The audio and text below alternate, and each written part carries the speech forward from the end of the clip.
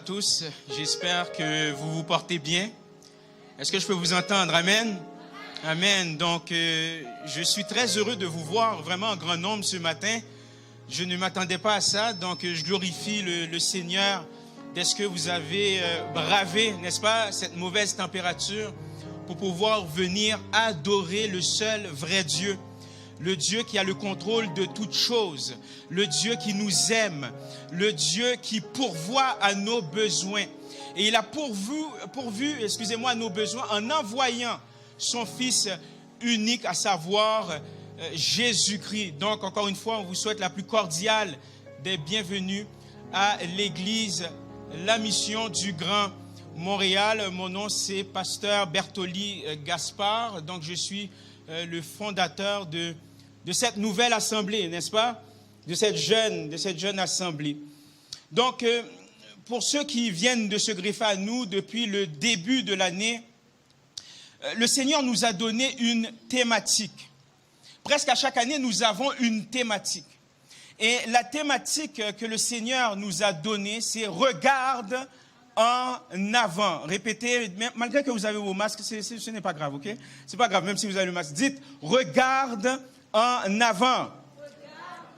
Regarde en avant. Malgré les vicissitudes de la vie, regarde en avant. Malgré que le monde est bouleversé, regarde en avant. Malgré que tu es ostracisé, regarde en avant. Le Seigneur appelle son Église, l'Église à mission, à regarder en avant. Et je crois pertinemment que ce n'est pas juste pour notre Église locale, mais je crois pertinemment que c'est aussi pour l'ensemble des églises. Nous sommes appelés à regarder en avant.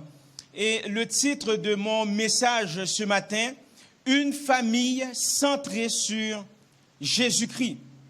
Une famille centrée sur Jésus-Christ. Donc, vous n'êtes pas sans savoir que je vais aborder le sujet de la famille.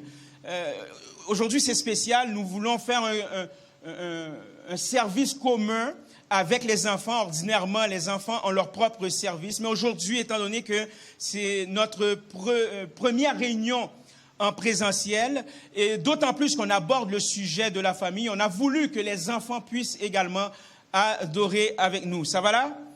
Donc, j'aborde le sujet de la famille. Quand bien même que vous n'avez pas encore fondé de famille, quand bien même que vous êtes aussi une famille monoparentale, vous êtes quand même une famille. Ça s'adresse à vous personnellement. Donc, une famille centrée sur Jésus-Christ. Pour les besoins de la cause, je vous invite à ouvrir vos Bibles dans 1 Timothée, chapitre 5, le verset 8. 1 Timothée, chapitre 5, le verset 8. Lorsque vous êtes rendu, vous allez dire « Amen ». Comme ça, je vais être sûr que tout le monde est rendu. Lorsque vous êtes rendu, vous dites « Amen ». Ah, j'ai entendu seulement 2 « Amen ». Pourtant, vous avez le téléphone intelligent. Hein? Vous avez le téléphone intelligent. Donc, 1 Timothée, chapitre 5, le verset 8, je lis pour vous. « Si quelqu'un n'a pas soin des siens, et principalement de ceux de sa famille, il a renié la foi et il est pire qu'un infidèle. » Je vais le relire. 1 Timothée, chapitre 5, le verset 8. « Si quelqu'un n'a pas soin des siens, et principalement de ceux de sa famille, il a renié la foi et il est pire qu'un infidèle. » Parole du Seigneur. Vous savez, la pandémie semble s'achever, hein? Mais elle est encore là, elle est encore bien présente, mais elle semble s'achever, mais nous verrons si nous sommes au bout de nos peines. Vous savez, avec tous les bouleversements mondiaux, la polarisation politique, la polarisation sociale, et ce qui est triste, la polarisation au sein des familles, les menaces de guerre nucléaire maintenant. Qui l'aurait cru? On entend parler de ça. Eh bien, laissez-moi vous dire ceci. L'Église de Jésus-Christ doit prendre au sérieux sa démarche. L'Église de Jésus-Christ, avec tout ce qui se passe à l'heure actuelle, ça c'est le temps de devenir croyant, sincèrement. Avec tout ce qui se passe à l'heure actuelle, il n'y a pas d'excuse. L'Église de Jésus-Christ doit prendre au sérieux sa démarche et sa vie spirituelle. Lorsque je parle en termes de démarche, eh bien, je parle dans son appel. L'Église de Jésus-Christ doit prendre. Quand je dis l'Église de Jésus-Christ, c'est chacun d'entre vous. Nous sommes l'Église. Okay? Je le dis souvent, l'Église, c'est la somme des chrétiens qui ont fait de Jésus-Christ le centre de leur vie. Donc, lorsque vous faites la somme de ces personnes-là, eh bien, ça donne une assemblée, ça donne l'Église.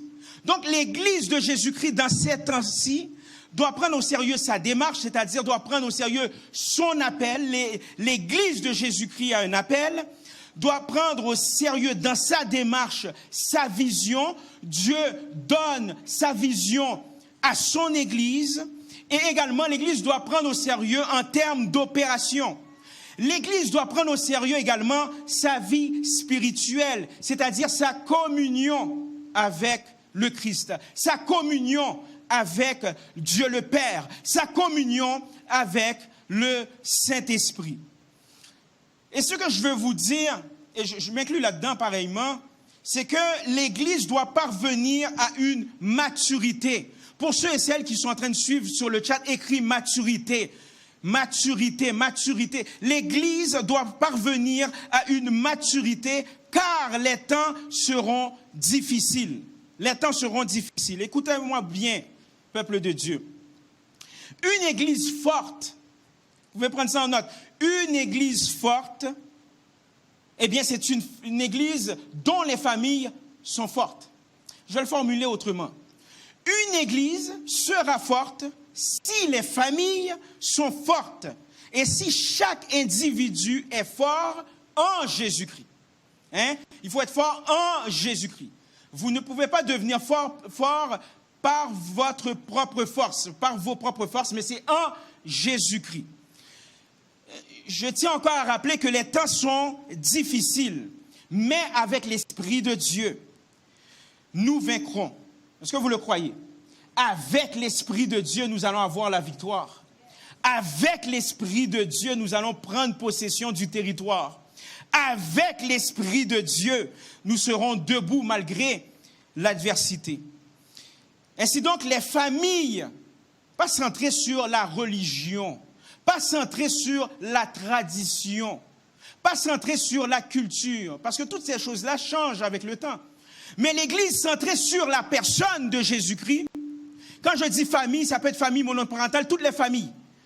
Une famille centrée sur la personne de Jésus-Christ assure la pérennité de l'Église. Oh, assure la pérennité de l'Église, assure la pérennité sociétale aussi. Maintenant, qu'est-ce qu'un foyer centré sur Jésus-Christ? Ça, c'est la première question qu'on peut se poser. On peut se poser une autre question également. Comment cette centralité sur Jésus-Christ se manifeste-t-elle dans les moindres détails pratiques de la vie quotidienne, dans les moindres détails pratiques dans la vie de tous les jours? Laissez-moi vous dire ceci. Un foyer centré sur Jésus-Christ, c'est un endroit où les membres de la famille vivent leur vie sous la présence du Fils de Dieu, où les membres de la famille parlent, où les membres de la famille agissent, où les membres de la famille se rapportent les uns aux autres dans la conscience que Jésus-Christ lui-même est un participant imminent ou intimement concerné dans tout ce qu'ils font.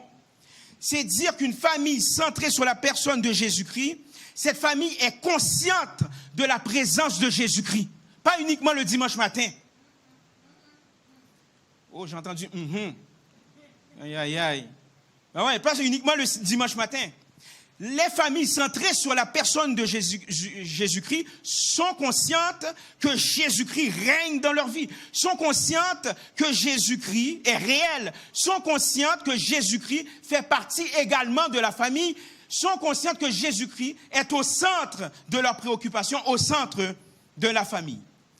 D'entrée de jeu, une famille centrée sur Jésus est caractérisée par la joie.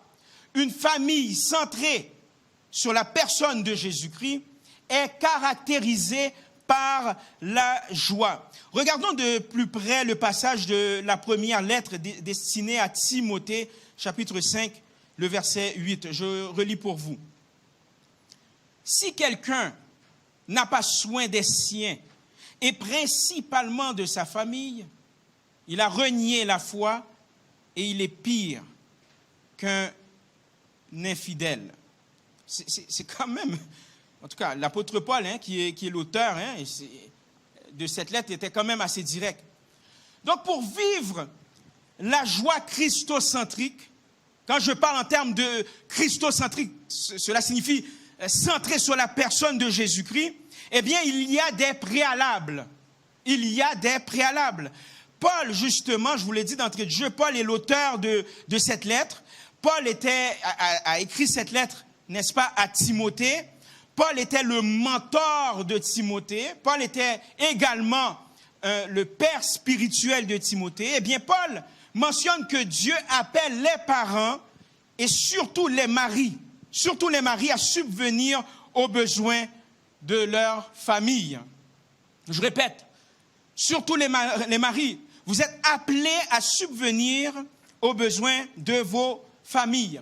En d'autres mots, mes chers amis, les hommes doivent refléter la paternité de Dieu. Oh, je répète, parce que je n'ai pas vu beaucoup d'hommes dire Amen. Je sais que ce n'est pas populaire, mais c'est la parole de Dieu. Amen.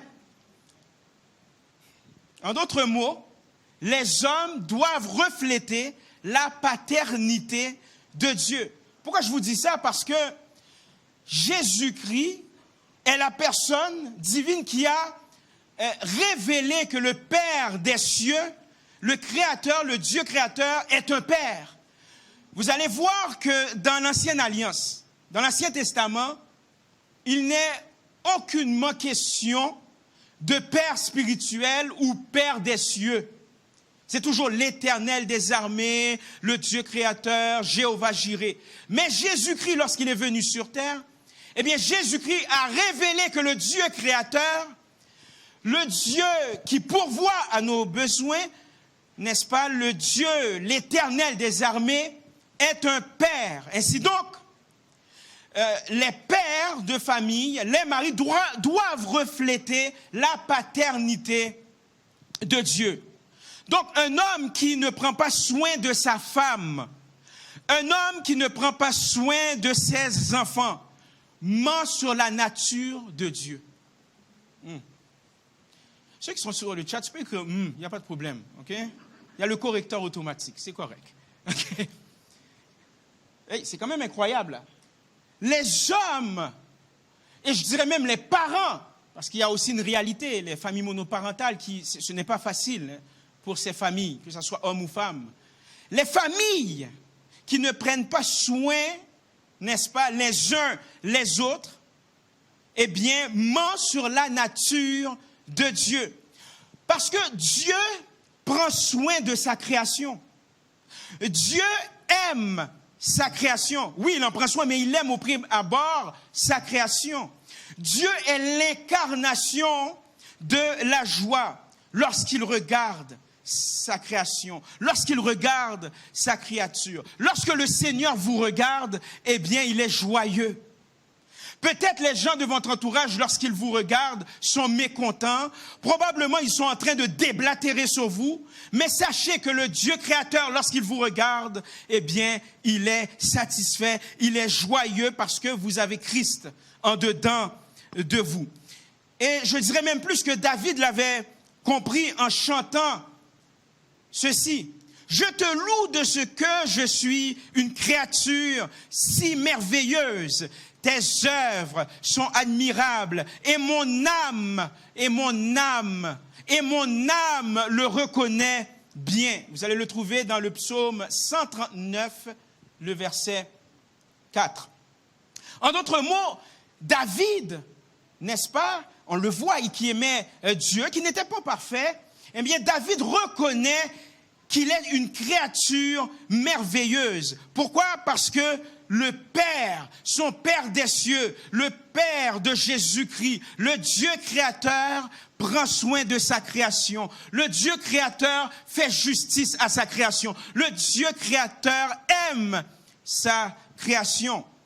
Les membres de la famille vont être valorisés lorsque le père prend soin de sa famille, lorsque la mère prend soin de sa famille. Cela étant dit, il est important de saisir que la joie et le bonheur ne sont pas pareils.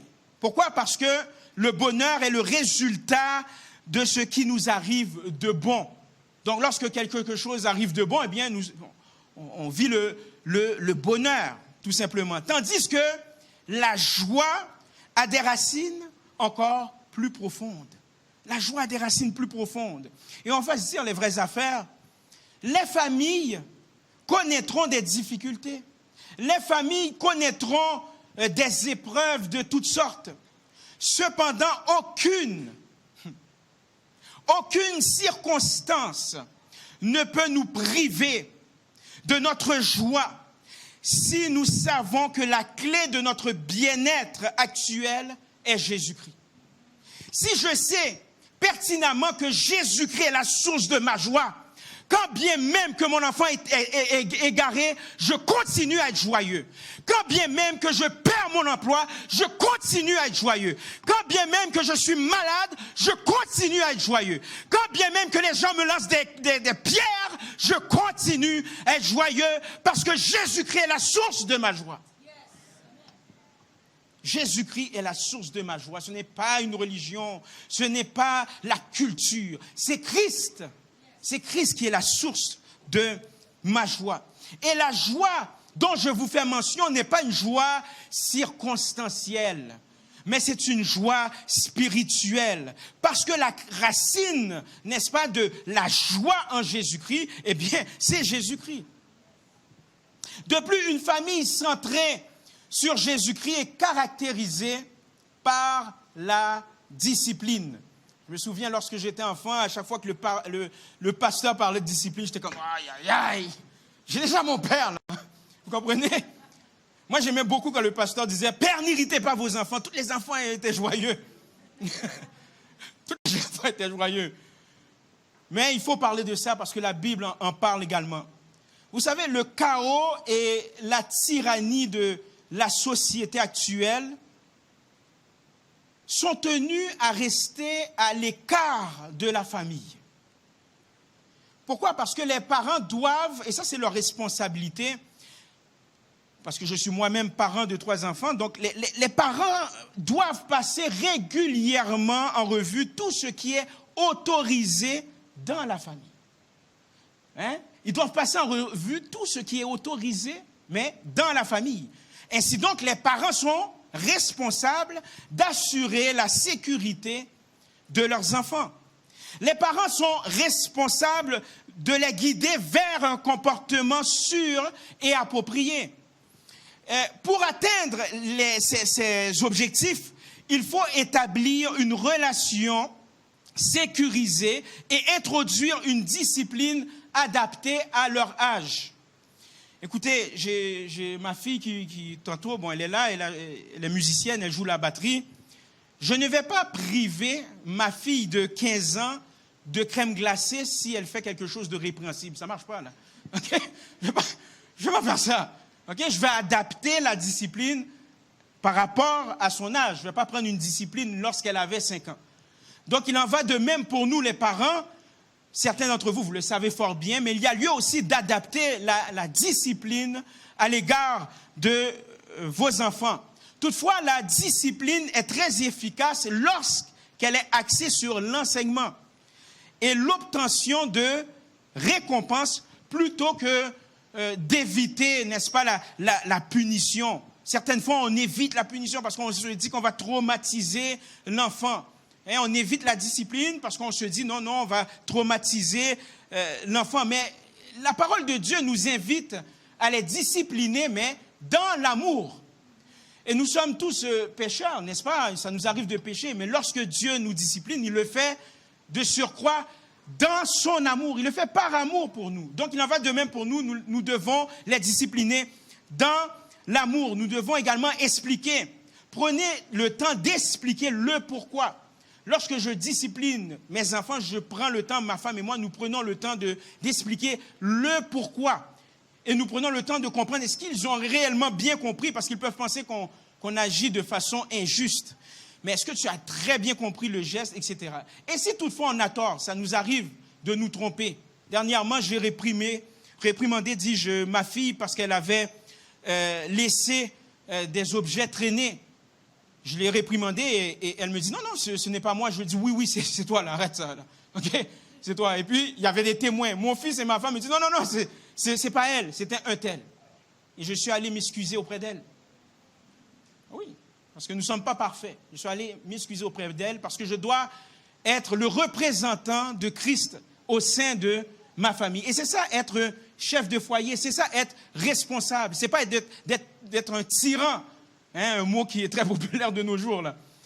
Mais c'est d'être humble et de démontrer l'amour de Christ à travers nos gestes, parce qu'en tant que parents, nous ne sommes pas parfaits. Toujours est-il qu'une famille centrée sur Jésus-Christ est caractérisée lorsque la discipline spirituelle est pratiquée. Lorsque la discipline spirituelle est pratiquée. Vous savez, les rassemblements du dimanche organisés par l'Église ne suffisent pas. Ça ne suffit pas, mes chers amis. Sans quoi, vous lancez un message que la foi chrétienne est... Comment je peux vous dire ça? Sinon, vous lancez un message auprès de vos enfants que la foi chrétienne est uniquement importante le dimanche et que le reste de la semaine, on s'en fout. OK? C'est pas grave, on s'en fout. Ou sinon, vous lancez que... Qu'est-ce qu'on fait? Ça relève de la religiosité. Non, l'Église se vit jour après jour. Et je sais, parce que je suis là-dedans, je sais que les familles modernes, vous savez, nous sommes tous sollicités de toutes parts, on est fortement occupés. Cependant, on doit se faire violence. On doit se faire violence pour trouver un temps. Trouvez un temps dans votre agenda. Trouvez un temps pour planifier vos moments de dévotion familiale. Ça commence au prime abord par une dévotion personnelle. Parce que si vous n'avez pas de dévotion personnelle, c'est impossible d'entamer une dévotion familiale. Donc il faut se faire violence, trouver un temps, parce que nous sommes extrêmement occupés, j'en conviens, moi-même je le suis. Mais il faut se faire violence pour se trouver un temps pour la dévotion personnelle. Ensuite, un temps pour une dévotion avec votre partenaire, avec votre époux, votre épouse. Et par la suite, un temps de dévotion familiale. Au final, je termine là-dessus. Quand je dis je termine là-dessus, je termine vraiment, OK? Je ne suis pas de ceux des prédicateurs qui disent ils terminent à chaque seconde. Ne vous inquiétez pas, mes chers amis. J'ai 42 ans. Je suis quand même jeune. Au final, la famille centrée sur Jésus-Christ, rappelez-vous ceci, la famille centrée sur la personne de Jésus-Christ est caractérisée par la joie. La famille centrée sur Jésus-Christ est caractérisée par la discipline. Et finalement, la famille centrée sur Jésus-Christ est caractérisée par la discipline spirituelle. Et c'est uniquement, ce n'est pas par votre propre entendement, par le biais de vos diplômes, par l'expérience spirituelle, non. C'est uniquement en Jésus que nous pouvons parvenir à réussir notre premier ministère qu'est la famille. Soyez encouragés, soyez bénis, à la gloire de Dieu.